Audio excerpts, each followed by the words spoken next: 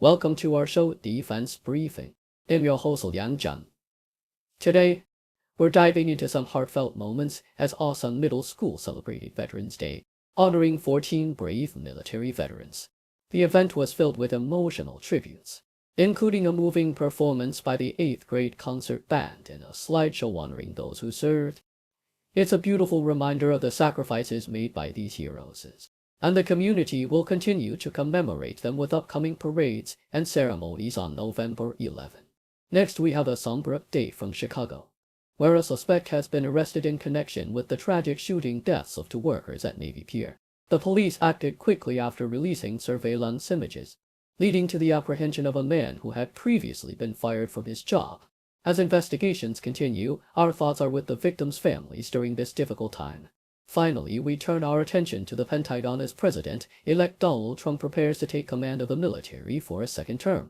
With a Republican-controlled Senate, Trump's agenda is expected to push forward, including proposals for a new missile defense shield and potential changes to military personnel policies.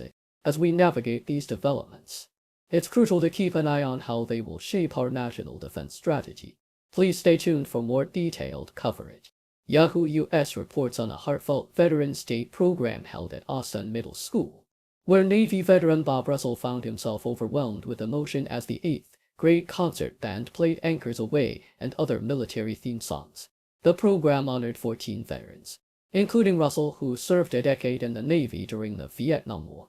Students participated actively, learning about the significance of Veterans Day and expressing gratitude for the sacrifices made by service members. The event featured a moving slideshow of veterans, and the music performed by the school's band and choir was praised for its quality, with attendees reflecting on the importance of honoring those who have served. In Chicago, the Associated Press reports on a tragic incident at Navy Pier, where 2 workers were fatally shot. A suspect has been arrested following the release of surveillance images that captured him entering an office space near the scene of the crime. The victims, aged 15 and 47, were pronounced dead shortly after being taken to the hospital. The suspect had been terminated from his job at Navy Pier just weeks before the shooting, raising questions about the motive behind this violent act in a popular tourist destination known for its vibrant atmosphere and attractions. For Unpolicy outlines President-elect Donald Trump's potential plans for the Pentagon as he prepares for a second term in office.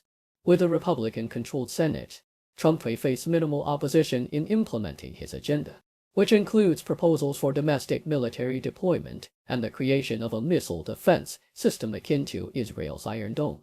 The article highlights Trump's controversial stance on military personnel policies, including a potential reinstatement of a ban on transgender service members and efforts to eliminate diversity training within the military. As speculation swirls about his cabinet appointments, the article also touches on significant international developments, including military aid to Ukraine and Canada's move against TikTok, reflecting the complex landscape Trump will navigate upon his return to the White House.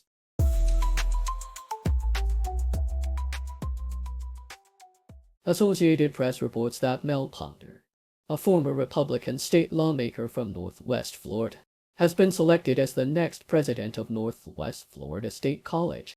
Despite lacking a background in academia, Ponder, who has a bachelor's degree in finance from Florida State University, has previously served in the state legislature and held various local government positions, including mayor of Destin. His appointment reflects a growing trend in Florida, where conservative politicians are increasingly taking leadership roles in public colleges and universities under Governor Ron DeSantis.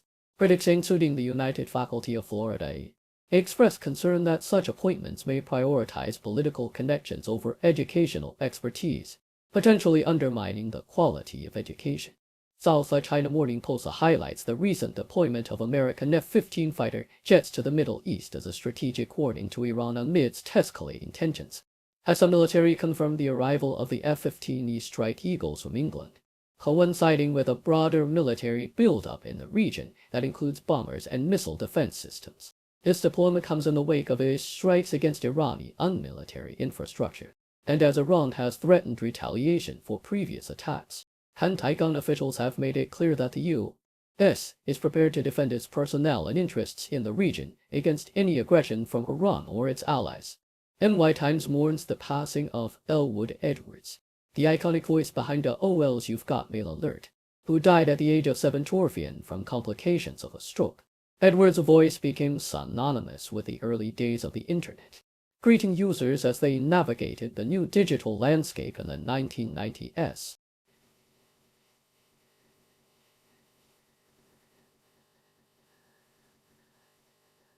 With simple yet memorable phrase marked the arrival of messages at a time when email was just beginning to gain popularity. Edwards began his broadcasting career in AM radio and became a beloved figure in many American households, with his voice reportedly heard over 35 million times a day at the peak of AOL's popularity. His contributions to internet culture and the nostalgia of early online communication will be remembered by many.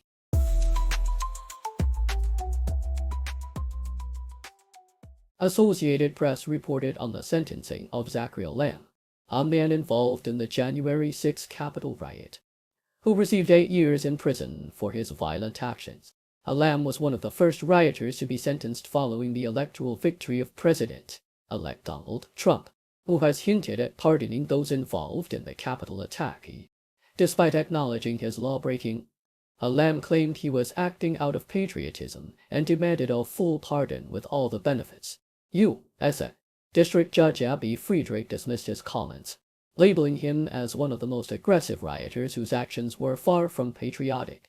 Witnesses recall Liang smashing glass panels with a helmet moments before another rioter, Ashley Babbitt, was shot by police while attempting to breach the barricade. Liang's actions, which included inciting violence and attacking police, lead to a conviction on multiple charges, including obstruction of Congress.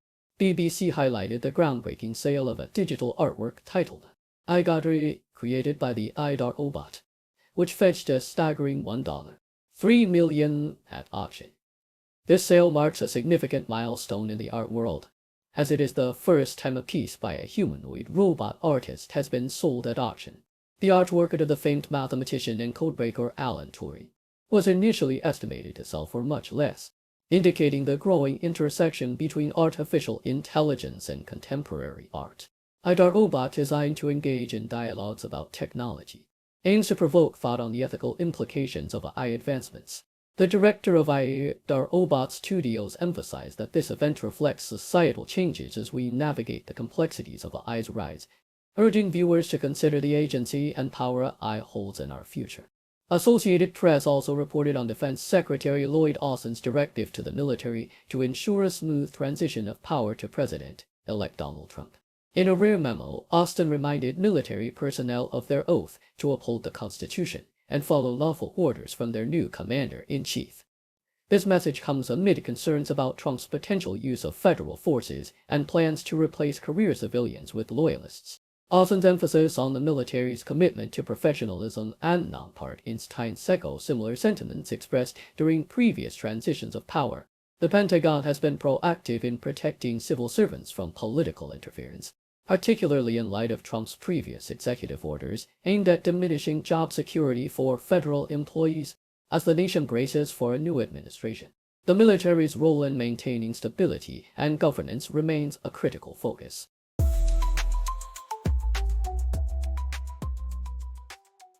In a Morning Post, Naomi Biden, the granddaughter of President Joe Biden, is set to become a mother as she announced her pregnancy on November 5, coinciding with Election Day. Naomi, who is 30 and a graduate of Columbia Law, is expecting her first child with her husband, Peter, born on April 17, 1997 in Los Angeles, is an Army lawyer working within the Judge Advocate General's Court. He has a rich background, having interned for Barack Obama and Hillary Clinton, and met Naomi in 2018 through a mutual friend. The couple married in November 2020 in a ceremony at the White House attended by 250 guests, where the Bidens expressed their pride and joy for Naomi's choice in Peter. The two have embraced family traditions, celebrating Thanksgiving together and participating in family activities, showcasing a strong bond with the Biden clan. Thank you for tuning in. The content above showcases the latest briefing reports and analytical synopses, thoughtfully curated by the 60O team. These insights stem from a wide array of reputable media outlets, think tanks, government sources, and specialized experts worldwide. We encourage you to explore these sources for a comprehensive perspective. Keep in mind that while the content may not always align with the official standpoint of 60O Brief, it's not meant to be taken as absolute directives for decision-making. Comprising seasoned media professionals, learned scholars, and accomplished scientists, the 60O team embodies a trailblazer, fully independent media entity. To customize 60O Brief to meet your professional needs, you'll have the option to subscribe to a diverse array of briefings on our website. 60O Brief are regardless of your location. You can conveniently receive 60O Brief via email.